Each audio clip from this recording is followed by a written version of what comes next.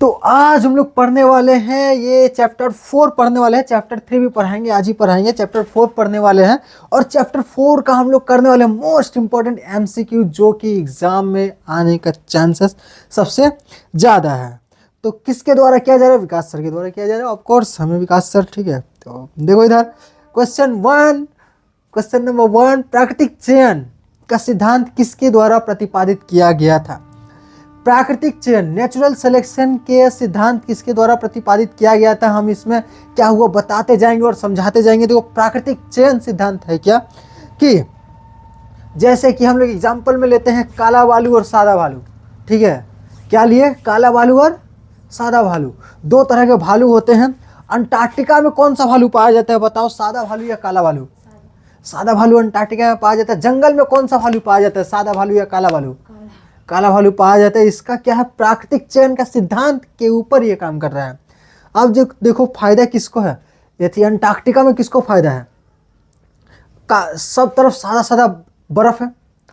काला भालू आया पेंगुइन का शिकार करने खातिर, पीछे से आस्ते आस्ते काला भालू आ रहा है, पेंगुइन पीछे मुड़ा, रुक गया। अब वो सोच रहा है कि नहीं दिखाई दे रहा है, पेंगुइन पीछे मुड़ा, नहीं तो काला भालू आ रहा है। सामने में उसका क्या था? पानी था, पानी में कूद गया और काला भालू उसको पकड़ नहीं पाया। कहा कि काला भालू आराम से दिख जा रहा है, सादा सादा बर्फ है तो काला भालू आराम से दिखाई दे रहा है। तो फिर काला भालू भूखे रह गया, दूसरा शिकार पे जाया, दूसरा शिकार भी दे रहा है, तो कलुआ आ रहा थी। सब पेंगुइन लोग बोल के भाग जा रहा है। तो सादा भालू पकड़ ही नहीं पा रहा है, किसी को पकड़ ही नहीं पाएगा, कुछ खाएगा नहीं तो सादा काला भालू मर जाएगा। अब अंटार्कटिका के जगह में सादा भालू आ रहा है, आस्ते आस्ते आ रहा है। पेंगुइन मुड़ के देखा, कुछ दिखाई नहीं उसको। भालू भी सादा, बर्फ भी सादा, सादा सादा मिल गया। पेंगुइन मिला, कोई नहीं आ रहा, आराम से कहा। फिर सादा भालू आ गया है, आवाज़ सुनाई दे रहा, कौन है पीछे? देखता है कोई नहीं है, आराम से अपना इधर मस्ती में चल रहा है। इसे इसे पेंगुइन लोग चलता भी है, इसे तो मस्त चलता भी है। अब पीछे से आके भालू उसको पकड़ लिया। सादा भालू को खाना मिल रहा है, भरपेट मिल रहा है। सादा भालू जिंदा बच जाएगा और काला भालू बर्फ की जगह में नहीं बचेगा। अब सिचुएशन पलटते जंगल में आते हैं। जंगल में काला भालू अंधेरा में शिकार करने जा रहा है, ठीक। काला भालू दिखाई देगा नहीं। जंगल में मान लो दिन में भी शिकार कर तो काला भालू उतना समझ में नहीं आएगा, लेकिन सादा भालू जंगल में दिन रहे चाहे रात रहे, सादा भालू तो चमकेगा ही, दिखाई दे देगा सादा भालू। तो जंगल में सादा भालू टिक नहीं पाएगा।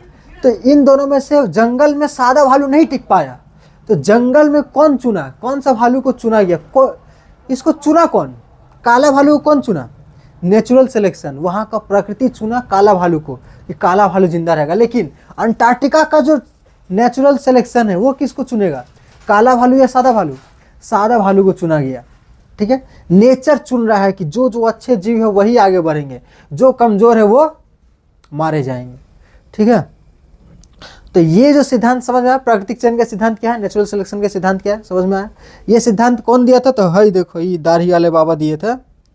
दाढ़ी वाले बाबा तो बहुत कुछ होते हैं, इनका नाम क्या चाहिए? तो इनका नाम है डार्विन साहब, ठीक है। तो हम कह रहे हैं विकास सर सेज, याद रखें, ऑरिजिन ऑफ स्पीसीज, डार्विन ने दुनिया को देखने का हमारा नज़रिया बदल दिया। ये किताब लिखे है, किसने लिखा है? डार्विन का किताब है, ठीक है। किताब का नाम क्या है? Origin of species. हम अब दुनिया का नज़रिया कैसे बदल दिया? तो पहले का आदमी लोग बोलता था कि सब चीज़ को ना भगवान बनाया है, इंसानों को भगवान बनाया है। लेकिन डार्विन चाचा आके बोले कि देखो भगवान नहीं बनाया, सब प्रकृति कर रहा है। तो ये जानते थे कि कुछ बोलेंगे तो मारे जाएंगे। उस टाइम का आदमी लोग, चर्च वाला आदमी लोग बड़ा खतरनाक होता था, फांसी पे चढ़ा देता था। तुम बोले भगवान के ऊपर सवाल उठा रहा है, तो कुछ नहीं बोला, किताब लिख के छोड़ दिया। किताब का नाम क्या है? Origin of species. अंगों के उपयोग और अनुपयोग का सिद्धांत। अब किताब पढ़ाते तो और अच्छा समझाते, लेकिन उपयोग अनुपयोग का सिद्धांत समझते हैं। ये वाला सिद्धांत किसने दिया था? लैमार्क ने दिया था, ठीक है। JB लैमार्क ने दिया था। देखो उपयोग अनुपयोग का सिद्धांत क्या चीज़ है? हम लोग जिस अंक का इस्तेमाल करते हैं सबसे ज़्यादा, वो अंक क्या होता है? वो और ज़्यादा विकसित हो जाता है। जैसे जिराफ का लंबा, कहा जाता है कि पहले का जो जिराफ का हड्डी मिला है इतनी होता था जिराफ। अब जिराफ का किया, खाते खाते जितना सामने वाला पत्ता था सब खा लिया, नीचे का घासों खा लिया। अब उसको दरकार पड़ा इतना ऊंचा पे पत्ती है उसको खाने का, तो गर्दन इससे इससे करके खाता था, करके खाता था, गर्दन ऊंचा कर लेगा। अब ऊंचा करते करते करते 50-60 साल बाद क्या है, उसका गर्दन लंबा हो गया। कितना लंबा हो गया, इतना लंबा हो गया, मैंने हज़ारों साल लगता है, ये अचानक से नहीं होता, 50-60 साल नहीं और साल, इतना लंबा हो गया। अब इतना ऊपर का सारा पत्ता उत्ता खा लिया, तो अब उतना ऊपर बचा, तो और गर्दन उछाल उछाल के खा रहा है, तो उसका गर्दन धीरे धीरे धीरे धीरे करते करते क्या हो गया, लंबा हो गया। ठीक है, ये वाला सिद्धांत कौन दिया, लेमार्क। अब कहा जाता है कि सांप का भी पाँव था, कहानी हड्डी जीवाश्म में हम लोग देखते हैं, हड्डी वड्डी है तो हड्डी वड्डी मिलता है पुराना पुराना सांप का, तो हम लोग देख पाते हैं कि सांप का पाँव था, लेकिन सांप को पाँव आस्ते आस्ते रेंग जाएगा, पानी में चलना, तो लोग क्या किया, तैरना स्टार्ट किया, स्लिप करना स्टार्ट किया, इसी से रेंग जाता था, तो इसी से जल्दी भाग जा रहा है, पाँव का इस्तेमाल नहीं करना पड़ रहा है, पाँव से आस्ते आस्ते जा रहा है और रेंग के जल्दी जल्दी चल जा रहा है, तो क्या इस्तेमाल करेगा, रेंग के जाएगा। तो आस्ते आस्ते पाँव का इस्तेमाल नहीं किया तो पाँव इस्तेमाल होना बंद हो गया, मतलब पाँव गायब हो गया उसका सांप का। इसलिए हम लोग आज के सांप में पाँव नहीं देखते हैं, रेंग के चलता है। तो उपयोग किया तो जिराफ लोग गर्दन का उपयोग किया तो लंबा हो गया, और सांप लोग पाँव का उपयोग नहीं किया तो गायब हो गया। कहा जाता है इंसानों का पूंछ था, तो इंसान का भी पूंछ गायब हो गया, क्योंकि इंसान पूंछ का इस्तेमाल ही नहीं करता था, तो इसलिए इंसान का पूंछ गायब हो गया। ठीक है, आगे देखो, ये वाला जो सिद्धांत है तुम लोग का किताब में एकदम स्टार्टिंग में ये वाला दिया हुआ है, ये वाला प्रयोग, ये प्रयोग बहुत ही ज़्यादा इंपॉर्टेंट है। पहले देख ले वीडियो में ठीक से दिखाई दे रहा है कि नहीं दे रहा है, हाँ ठीक से दिखाई दे रहा है। मिलर और यूरी का जो ये है, ये वाला बहुत क्रांतिकारी प्रयोग था। तो देखो उस समय का वैज्ञानिक लोग क्या बोल दिया था कि इंसान को तो भगवान ने बनाया भाई, काहे कि लैब में इंसान जिस जिन चीज़ों से मिलकर बना है उसको बोलते हैं जैविक ऑर्गेनिज्म। ठीक है, जैसे कि जैविक ऑर्गेनिज्म से बन रहे हैं, और ये नॉन ऑर्गेनिक है, हम लोग ऑर्गेनिक चीज़ों से मिलकर बने, ये नॉन ऑर्गेनिक है। ये सब प्लास्टिक, लोहा, ये सब निर्जीव चीज़ों से मिलकर बने हैं, और हम लोग जो है वो सजीव चीज़ों से मिलकर बने हैं। तो कहा जाता था कि सजीव चीज़ों को बनाया नहीं जा सकता। ठीक है, क्या नहीं बनाया जा सकता, सजीव चीज़ों को बनाया नहीं जा सकता। लेकिन मिलर और यूरी ये दोनों मिलके एक ऐसा तत्व बना दिया जो कि हम लोग के शरीर में पाया जाता है। वैज्ञानिक लोग पहले ठान लिया था कि बनेगा ही नहीं, लेकिन ये दोनों बोला कि हम बना के रहेंगे।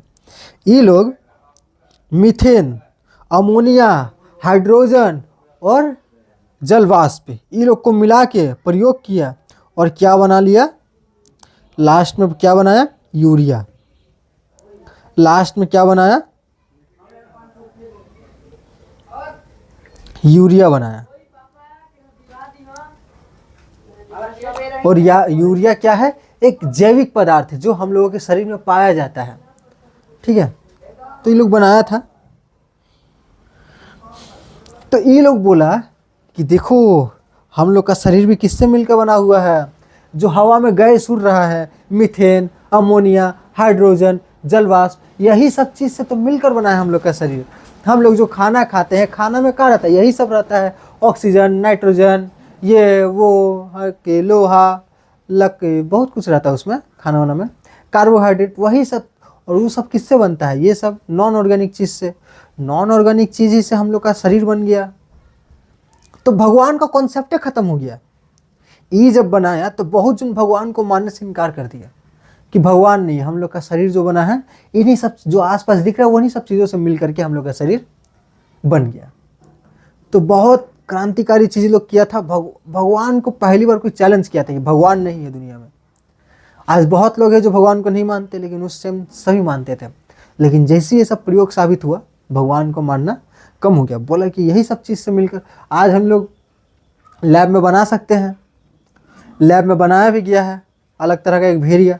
लैब में ही ऐसा तकनीक आ गया है कि हम लोग मेरा DNA लेके मेरे तरह का एक इंसान बना सकता है वो लोग। लेकिन सरकार इस पर पाबंदी लगा के रखा है। अगर मेरे जैसे इंसान बना के वो लोग कुछ भी मेरा क्लोन करेगा तो फंसेंगे हम, कोई भी कुछ करेगा तो फंसेगा सही आदमी। तो इसीलिए सरकार बैन लगा के रखा है। और उसमें मान लो कोई नया जीव बन गया जो कि खतरा हो सकता है, जैसे कि हम लोग सुपर हीरोज़ वाले मूवीज़ में देखते हैं कि विलन तैयार हो गया। विलन कैसे तैयार होता है, वही सब वैज्ञानिक लोग एक्सपेरिमेंट कर रहा था, विलन बन गया। ठीक है। घोड़े का सबसे प्राचीन पूर्वज निम्नलिखित में से कौन है? तो ये वाला तो लाइन से याद होना ही चाहिए। ठीक है, घोड़ा काला। तो घोड़ा का देखो सबसे पुराना क्या है, इओहिप्पस, और सबसे नया क्या है, इक्वस। तो इसको लाइन से याद करना, लाइन से यहाँ पे दिया हुआ नहीं है, आगे हुआ। 5 नंबर MCQ देखो, वे अंग जो उत्पत्ति और संरचना में समान होते हैं लेकिन कार्य में भिन्न हो सकते हैं, उनको कौन सा अंग कहा जाता है? उनको समजात अंग कहा जाता है। देखने में समान रहेंगे, उत्पत्ति और संरचना में समान है लेकिन कार्य अलग अलग हो सकता है। जैसे कि देखो, ये इंसान का हाथ है, ये वाला इंसान का हाथ है, उसके बगल वाला चमगादड़ का हाथ है, ये चिड़िया का हाथ है, उसके अगल वाला तैरने वाला कोई जानवर का हाथ है। ठीक है, हड्डी। तो देखो देखने में सेम ही लग रहा है ना, बनावट सेम ही है ना, लेकिन हम लोग का हाथ का काम है पकड़ना, ठीक, कुछ नहीं, हाथ चलने में मदद करता है। वो लोग का हाथ उड़ने में मदद करता है चिड़िया का, और वो लोग का हाथ तैरने में मदद करता है। देखो लेकिन देखने में समान है, संरचना में समान है, उत्पत्ति में समान है, लेकिन काम अलग अलग है। उसको कौन सा अंग बोलेंगे? Homologous organs. ठीक है, समजात अंग, संरचना में समान है लेकिन काम में अलग है। और जो लोग काम में एक रहेंगे लेकिन संरचना में समान रहेंगे उसको बोलेंगे समरूप अंग। तो वे अंग जो कार्य में समान होते हैं लेकिन उत्पत्ति संरचना में अलग होते हैं, उनको क्या बोलते हैं? समरूप अंग। उनको कौन सा अंग बोलेंगे? समरूप अंग। जैसे कि देखो, तितली का भी जो पंख है उड़ने का काम करता है, और उसका भी जो पंख है उड़ने का काम करता है, लेकिन रचना देखो, बनावट कितना अलग अलग है। उसका बनावट देखते हो कैसा रहता है, पंख पंख रहता है। इसका हम लोग पकड़ते हैं तो हाथ में छाई छाई लग जाता है, कलर हाथ में आ जाता है। फिर बेचारे लोग उड़ियो नहीं पाती है, इतना नरम नरम होता है कि पकड़ने में डर लगता है। लेकिन बच्चों लोग तो पकड़वे करते हैं, क्या सुंदर होती है, लोग पकड़ लेंगे उसका उड़ियो नहीं पाएगा ये लोग, इसे जाते जाते मर जाएगा ले। ठीक है, तो इसको क्या बोलते हैं? एनालोगस। कैक्टस में वाष्पोत्सर्जन को कम करने के लिए पत्तियां किस में परिवर्तित हो जाती है? कांटों में। देखो इसमें से पानी नहीं निकल पाए, इसीलिए यह इसकी जो पत्तियां होती है कांटों में बदल जाती है। इसमें पत्ता ही नहीं पाया जाता। कैक्टस में पत्ता देखी है तुम? नहीं ना देखी है। तो इसका पत्ता कांटा में बदल गया है, क्या कि इसमें से पानी ना निकल जाए, क्या कि इसको जहाँ पर रहता है वहाँ पर तो पानी नहीं है। ठीक है,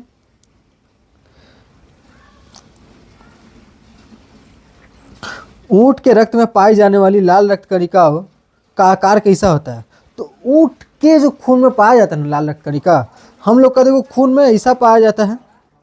ठीक है, हम लोग खून में गोल गोल पाया जाता है। हम लोग खून देखो ऐसा है, गोल गोल गोल गोल। इसमें ऑक्सीजन रहता है, खाना वाना सब इसी से लेके जाता है कोशिका में। ठीक है, लेकिन ऊँट का जो खून देखा गया वही तो अंडा है थी, अंडाकार देखा गया है, लंबा रहता है, इससे रहता है। ठीक है, तो ऊँट का ऐसा है।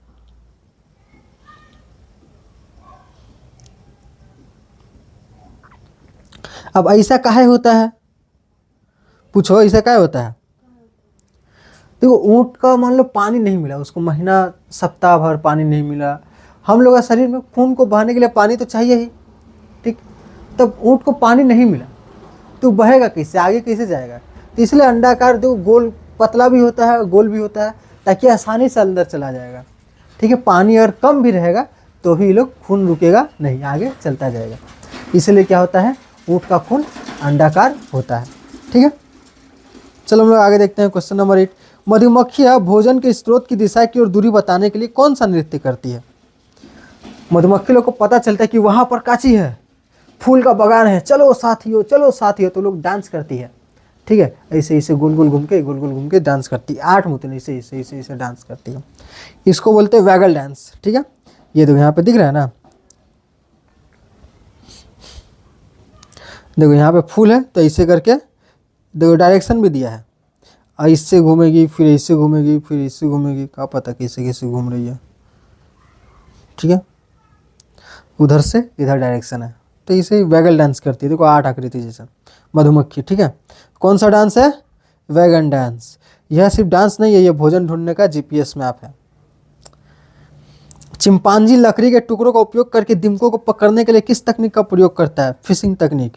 इंसान लोग फिशिंग करता है ना, मछली पकड़ता है ना, वैसे ही भी चींटियों को बाहर निकालने के लिए उसमें लकड़ी खोदता है। निकल चींटी लोग निकलता है, उसको खा लेता है, ठीक है।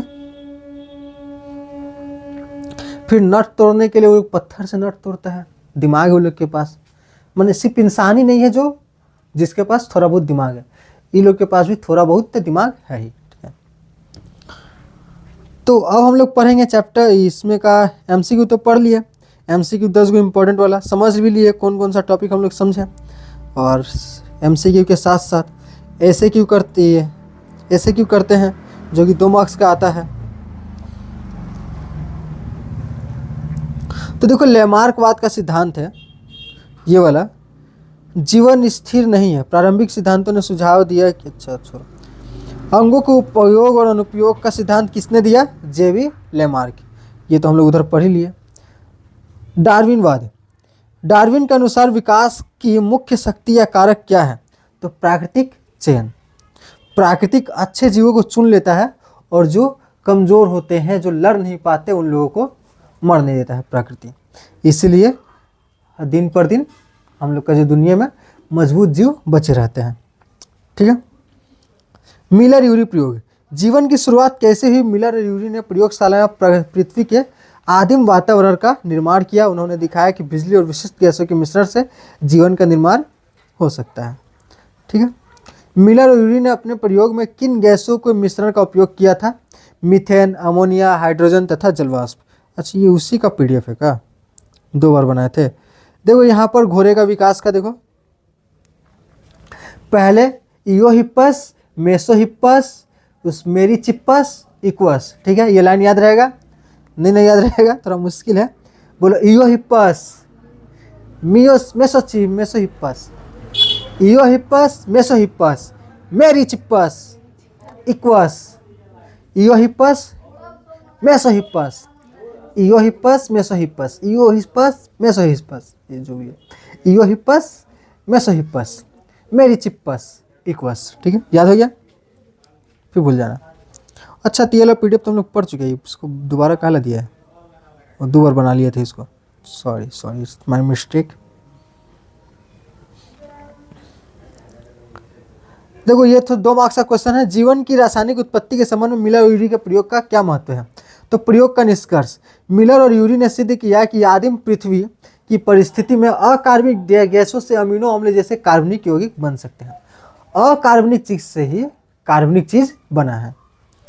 इस प्रयोग ने जीवन की रासायनिक उत्पत्ति के सिद्धांत को वैज्ञानिक प्रमाण दिया कि इंसान का जीवन भगवान नहीं बना के गया, रासायनिक चीज़ों से भी हो सकता है। मैंने ये पॉसिबल है, ऐसा नहीं है कि ऐसा ही हुआ है, ये अभी दावा नहीं है, 100% सच नहीं है कि ऐसा ही हुआ है। इस विचार पर बहुत लोग सहमत हैं, बहुत लोग मानते हैं ऐसा हो सकता है कि भगवान नहीं है, हम लोग के शरीर को ऐसे बनाया गया है, ठीक है। डार्विन के अस्तित्व के लिए संघर्ष, तो ये वही अलग क्वेश्चन है, लेकिन यहाँ पे थोड़ा समझाया गया है। से आप क्या समझते हो अस्तित्व के लिए संघर्ष से आप क्या समझते हो? तो क्षमता बनाम संसाधन। डार्विन के अनुसार प्रत्येक जीव में संतान उत्पन्न करने की अत्यधिक क्षमता होती है, लेकिन भोजन, आवास और अन्य संसाधन सीमित होते हैं। परिणाम, इन सीमित संसाधनों के कारण जीवों के बीच जीवित रहने के लिए प्रतिस्पर्धा होती रहती है कि जीवित रहने के लिए हम इसको खाएंगे, और संसाधन सीमित है, खाना उतना ही है, लेकिन आदमी बढ़ते जा रहा है तो आपस में प्रतिस्पर्धा बढ़ते जाएगा, ठीक है। लैमार्क के अंगों के उपयोग और अनुपयोग के सिद्धांत को बताओ। तो यहाँ पर बताए ही उपयोग का प्रभाव। लैमार्क के अनुसार जिन अंगों का जीव बार बार उपयोग करता है वे अधिक विकसित और शक्तिशाली हो जाते हैं, जैसे कि जिराफ की लंबी गर्दन। और अनुपयोग का प्रभाव क्या पड़ता है? इसके विपरीत जिन अंगों का उपयोग नहीं किया जाता वे धीरे धीरे कमजोर हो जाते हैं, उससे सींग हो जाते हैं, लुप्त हो जाते हैं, ठीक है। जीवाश्म विज्ञान के आधार पर घोड़े के विकास में हुए किन्हीं 2 प्रमुख बदलाव को लिखो। तो देखो, प्रारंभिक इयोहिप्पस में उंगलियां 4 गो था, फिर उसके बाद मेरिचिप्पस में उंगली 3 गो है, और ये जो सामने वाला हिस्सा है ये देखो आगे जा कर के खुर बन गया है, ठीक है, ताकि ये लोग को दौड़ने में आसानी होगा। तो पाँव से सीधा खुर बन गया। ठीक है, किससे बढ़ा? ये जो सामने वाला हिस्सा है, ये आगे वाला हिस्सा जाके खुर बन गया। ठीक है, समय के साथ घोड़े के शरीर के आकार में ऊंचाई और क्रमशः वृद्धि हुई। पंजों में बदलाव। ठीक है, पंजों में बदलाव भी देखा गया। समजात अंग और समरूप अंग में दो अंतर लिखो। तो समजात अंग वही अंतर है। समजात अंग में क्या हो जाएगा? संरचना में समान होते हैं, काम अलग होता है। ये संरचना में समान होते हैं, ये संरचना में समान नहीं होते हैं। ये कार्य में समान होते हैं, वो कार्य में समान नहीं होते। यही दो अंतर हो जाएगा, बात खत्म। तीसरा अंतर बोलेगा तो एग्जाम्पल लिख देंगे बस। अवशेषी अंग किसे कहते हैं? उदाहरण दीजिए। तो वे अंग जो हमारे पूर्वजों में पूर्ण विकसित और कार्यशील थे लेकिन विकास के क्रम में अब अनुपयोग हो गए हैं, उसे अवशेषी अंग कहते हैं। तो जैसे ये कान के पीछे की ये मसल शायद अभी काम का नहीं है, ये सब यहाँ पे दिया हुआ है। मानव के वर्मी फोर्स, अपेंडिक्स और कान की मांसपेशी, ये सब अभी बेकाम का है। कैक्टस के वाष्पोत्सर्जन को कम करने के लिए पाए जाने वाले दो रूपात्मक अनुकूलन लिखिए। तो देखो, दो गो अनुकूलन क्या हुआ? मानसन तला और कांटों में रूपांतरण। इस चैप्टर को पूरा ही पढ़ा देना चाहिए था। तो यही सब था। ऊँट के लाल रंग, तो वही सब है, वही सब चीज़ को यहाँ पे लिखा गया है। चिंपांजी अपनी समस्याओं को हल करने के लिए किन व्यवहारिक कौशल का उपयोग करता है? तो दीमक का शिकार चिंपांजी लकड़ी की टहनियों का उपयोग दीमकों को उनके बिल से निकालने के लिए करता है, और औजारों का उपयोग वे नट तोड़ने के लिए पत्थर और लकड़ी का उपयोग करते हैं। ठीक है, तो बस ये है हम लोग का 2 मार्क्स का क्वेश्चन। अब आते हैं 5 मार्क्स वाले क्वेश्चन पर। 5 मार्क्स का क्वेश्चन हम लोग PDF से पढ़ेंगे। ठीक है, उसका PPT बनाना थोड़ा मुश्किल नहीं था, बन ही जाता, बन गया होगा। देखो 5 मार्क्स वाला हम लोग देखेंगे कहाँ गया, वही सब तो है। तो इस टॉपिक में बस इतना ही है। ठीक है, इन सब जो हम तो समझा ही दिए हैं, अब क्या ही समझाना है, इतना ही टॉपिक है। लेमार्कवाद के सिद्धांत को समझ लेना है और इनके सिद्धांत को समझ लेना है बस। लेमार्क और डार्विन का सिद्धांत को पढ़ लेना, 3-4 गो सिद्धांत है, दोनों का 4-4 गो सिद्धांत पढ़ लेना बस। चैप्टर में से और ज़्यादा कुछ आता ही नहीं है। ये चैप्टर सबसे ज़्यादा इजी है, बहुत आसान है, समझ में भी आ जाता है। किताब का नाम, डार्विन का किताब का नाम ऑरिजिन ऑफ स्पीसीज, कब लिखा गया था वो भी लिख देना, पढ़ लेना। 1559 और कहीं जगह लिखा है 1560, इसी के आसपास लिखा गया था। ठीक है, तो बस यही है चैप्टर 4 में। मिलते हैं नेक्स्ट वीडियो में चैप्टर 3 के साथ, चैप्टर 5 के साथ। Tata, bye bye.